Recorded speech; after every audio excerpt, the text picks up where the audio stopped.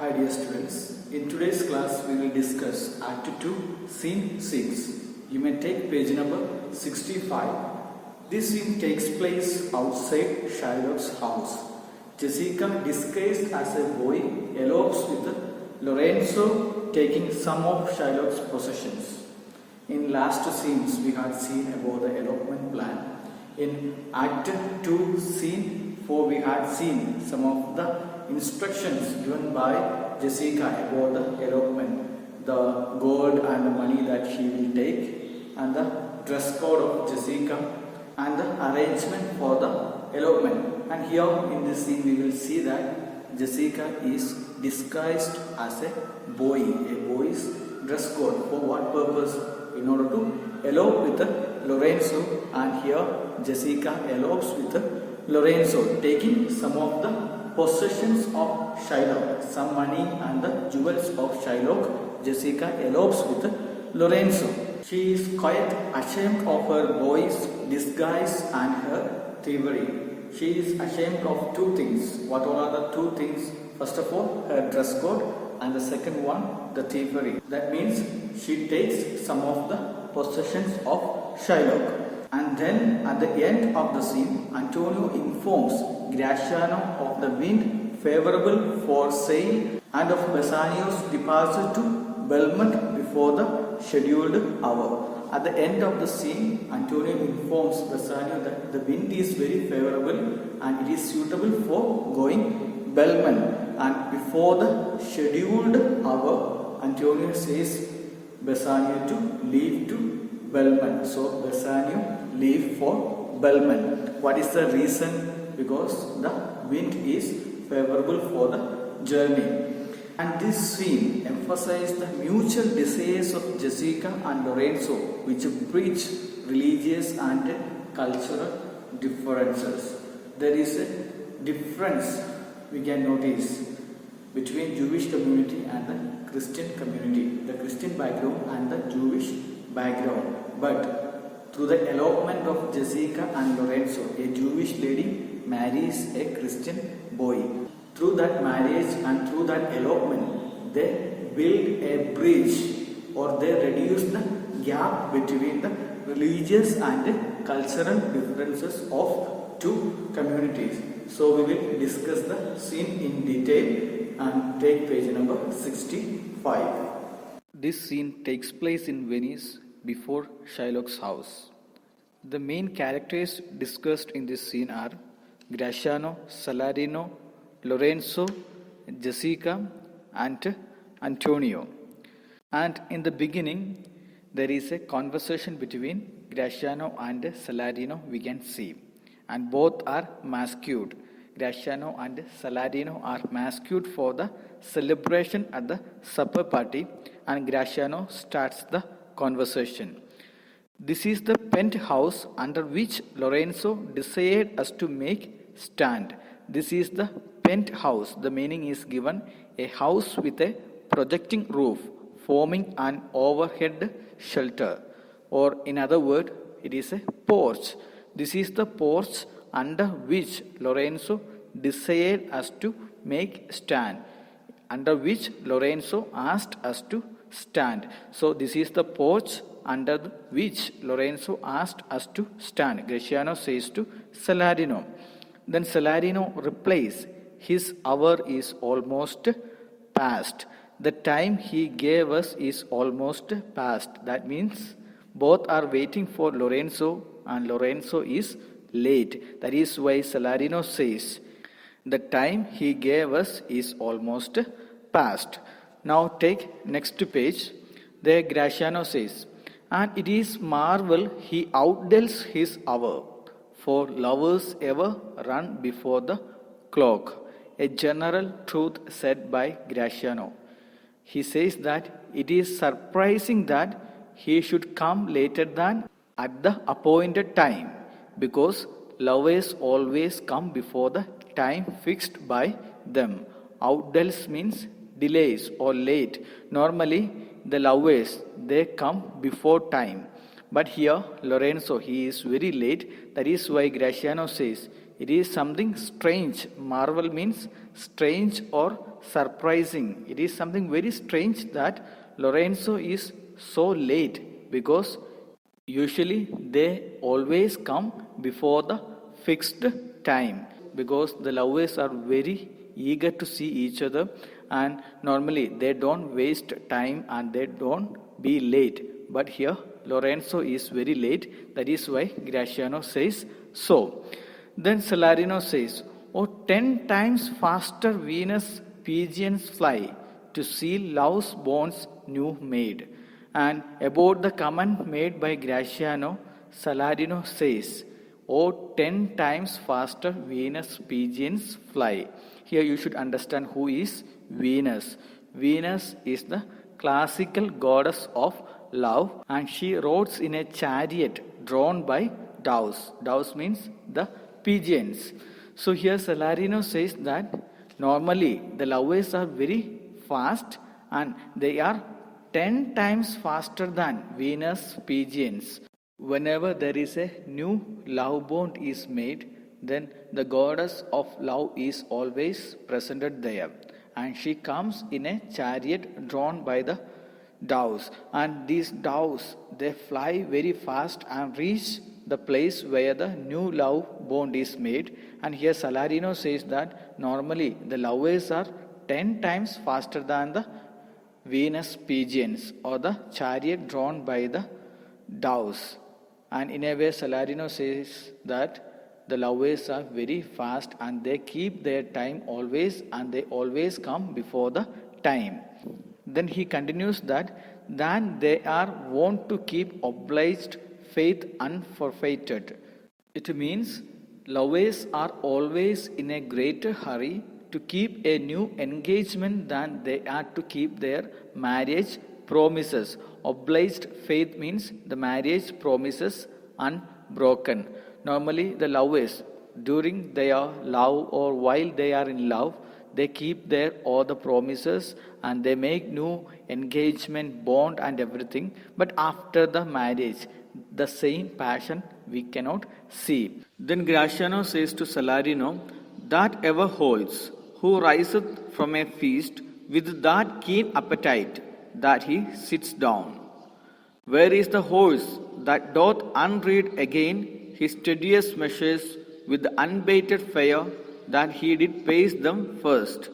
All things that are with more spirit chased than enjoyed."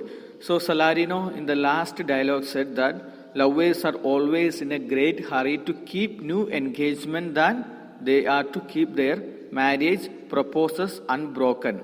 Unforfeited means unbroken, and obliged faith, that means marriage promises. So whenever the lovers are in love, they always keep their promises and everything. But after the marriage, many of them won't keep their marriage promises. The same truth only Graciano says here. That ever holds. That is very true. What is true here? Here Graciano says whatever Salarino said is right, and he gives some examples and proof whatever Salarino said is right. The first one he says that who riseth from a feast with that keen appetite that he sits down, meaning who leaves a banquet or a party with the same appetite means hunger, as that with which he came to eat. Whenever we go for a party or whenever we go for a celebration, the supper, dinner, then we may have hunger and appetite. But after the dinner, after the celebration, after having food, the same appetite or hunger won't be there, because we had enough food and we are satisfied, so no more hunger. The same way, lovers, when they are in love, they are very happy and keeping all the promises. But once everything accomplished, once marriage is over, the same happiness and the same eagerness to keep promises, it is not there. We go for a party with the hunger, but after having the food and everything, then we won't rise up with the same appetite or hunger. And the second example he gives here, where is the horse that doth untread again his steadiest measures with the unbated fire, that he did pace them all. Untread means retrace his step or come back, and tedious measures means boring steps in a formal riding exercise. Once the journey is over, whenever the horse come back, it will be very tired. It will have the boring steps. Here Graciano says that where is the horse that travels again over the same road on its return journey with the same energy with which it set out? Just like the first example, this one also. Whenever the horse in order to achieve something, or in order to fight with someone, or for the war, or in order to deliver something, then it goes with the maximum speed and enthusiasm and eagerness. But when it returns, the horse won't have the same energy and it won't have the same enthusiasm or eagerness. Once it is to achieve something or accomplish something, then it is very enthusiastic, very eager, and it achieves the things in a very fast manner. But when it returns, it won't have the same enthusiasm and the spirit. And unabated fire means undiminished spirit. That means not reduced. Pace means performed or the speed. And after saying this, Graciano says a general truth or a fact. All things that are with more spirit chased than enjoyed. All things that exist are more enjoyed in the course of their attainment than in the attainment itself. All things that are, all the things that exist in the world, they are enjoyed in the course of their attainment. During the time of the attainment, all the people enjoy, even the love. While the lovers are in love before marriage, they enjoy that relationship and they are very eager to keep their promises. And after the attainment or after the marriage, the same spirit won't be there. And here we can say Lorenzo, in the course of their love and the relationship, he was very eager. But at the time of marriage or the elopement, the same eagerness is not there. Because Lorenzo knows that already it is accomplished. That relation is accomplished. The same fact is said by Graciano. Whatever exists in the world are more enjoyed in the course of their attainment than in the attainment itself. By saying two examples, he proves that fact. What are the two examples? The first one, he says that whenever we go for a party, we sit with a hunger and appetite. But once we rise up from the party or the dinner, then the same hunger won't be there. And the second one is that whenever a horse travels in order to achieve something or in order to deliver something to a particular destination, it goes with all the eagerness and the spirit. But once it comes back or returns, then the same spirit or the same eagerness won't be there. The same way, all the things that we enjoy in our life during the time of attainment, we enjoy more. And once we attain and once we achieve that, then the same kind of enjoyment won't be there. Then he continues, some more examples he gives here. How like a younger or a prodigal, the scarfed bark puts from her native bay, hugged and embraced by the wanton wind. How like a prodigal doth she return, with over-weathered ribs and ragged sails, lean, rent, and beggared by the wanton wind. Here it means that, like a spendthrift young man, a flagged ship sails out from her harbor.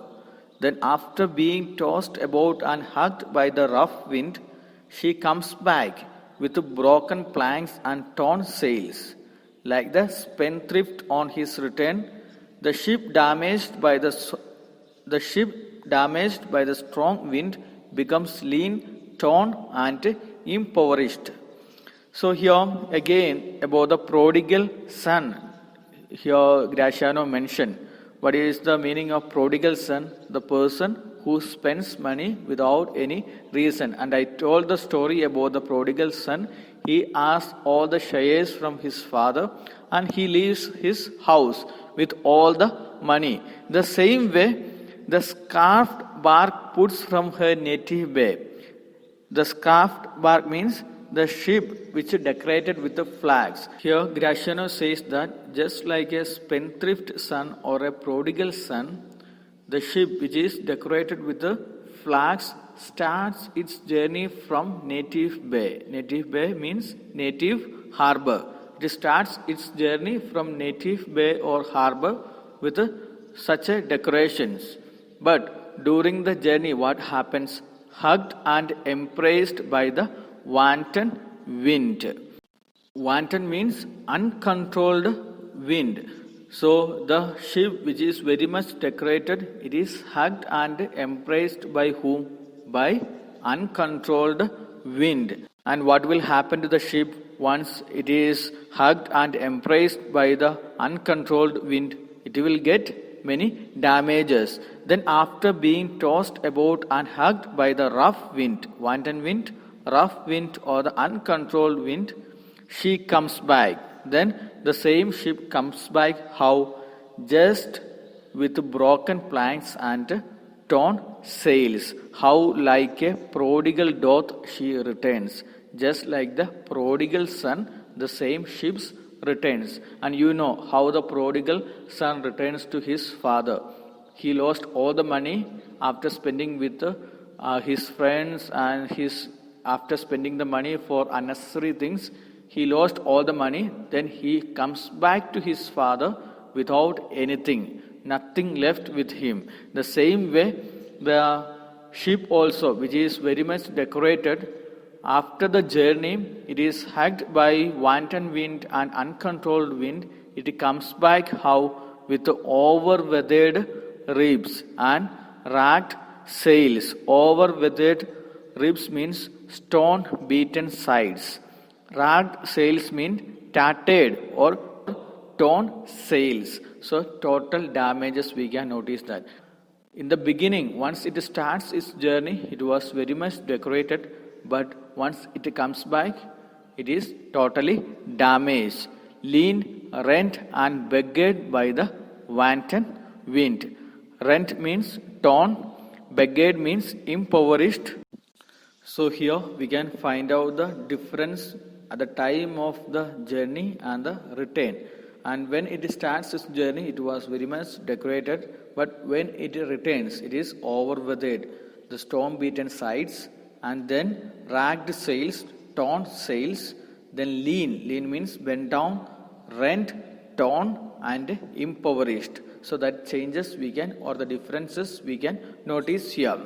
And wanton wind, the meaning it is that uncontrolled, and here the wind is compared to unfaithful woman.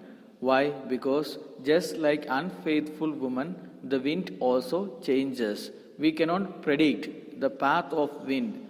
The same way, the mindset of the unfaithful woman. The mindset of unfaithful woman, it changes very fast. The same way, the wind also changes.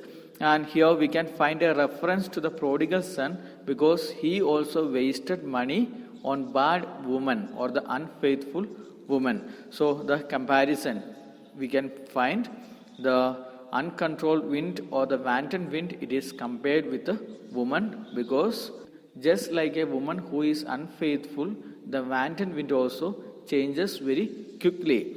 So I hope that this paragraph, it is clear to you. Here, through these examples, what Graciano is trying to say here, he is trying to say that all things that exist are more enjoyed in the course of their attainment than in the attainment itself.